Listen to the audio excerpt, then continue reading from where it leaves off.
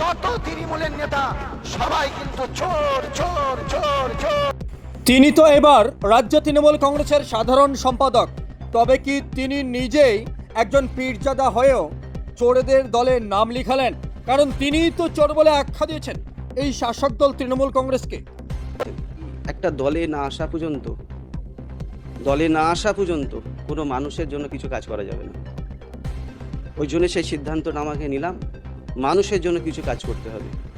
রাজ্য তৃণমূল কংগ্রেস তথা শাসক দল তৃণমূল কংগ্রেসের কি এতই নেতা নেতৃত্বের অভাব হয়েছে যারা গালিগালাজ করছে তাদের নিয়ে এসে চেয়ারে বসাতে হবে?